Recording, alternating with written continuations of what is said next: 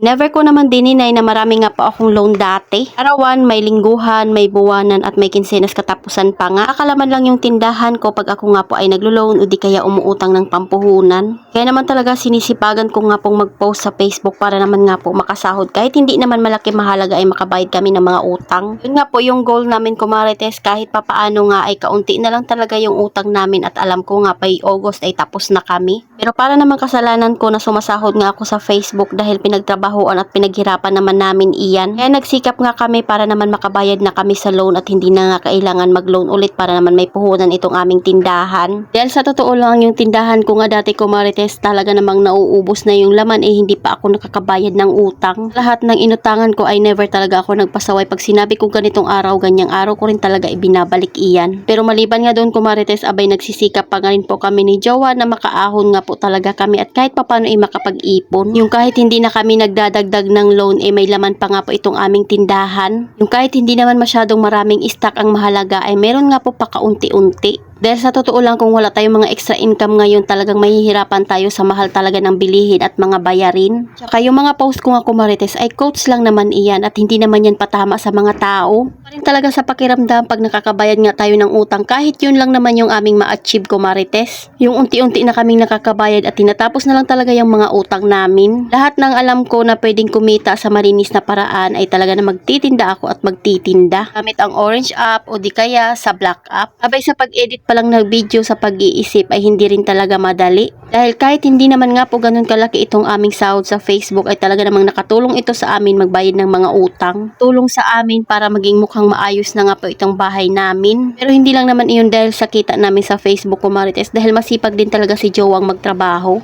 Hindi rin kami basta-basta gumagastos na alam nga po namin ay hindi naman namin pagkakakitaan. Titipid kami at nag-iipon para naman nga po yung aming mga goal ay matupad. Hindi naman kasi madalian yan kumarites dahil alam naman natin talaga namang mahirap kumita sa panahon ngayon. Alam ng dati ko pang mga followers kung ano nga po yung itsura ng tindahan ko, talaga namang halos walang laman. Sa loob ng 2 years kumarites mahigit araw-araw talaga ako nagpo-post ng video sa Facebook. Goal nga lang namin ni Jowa ay makabayad lang ng mga utang at hindi na ulit makapag-loan. Abay sa comment mo palang kumarites para namang hindi ka natutuwa na nakakabayad na kami sa aming mga utang. Hindi naman talaga kami nangarap na sobrang yaman kumarites, ang gusto nga lang namin ay maibigay yung mga kailangan ng mga anak namin at matustusan sila. Yung tipong lalaki sila na hindi utang yung ipapamana namin. Kung alam nyo lang kung gano'n nga rin kasipag si Jowa sa pagpasok sa trabaho para nga po makapag-uwi ng kahit papaanong malaking sahod. Halos araw-araw nga po yan kumarites na nag-o-overtime. Sino bang hindi magiging masaya kung ikaw nga ay nakakabayad na ng utang? Wala namang masama sa pagsisikap kahit na ang pagbabayad ng utang yung goal natin. Ngayon lang muna kumarites, salamat sa panonood. Follow for more. God bless us at sana i-share nyo na nga rin po itong aking video.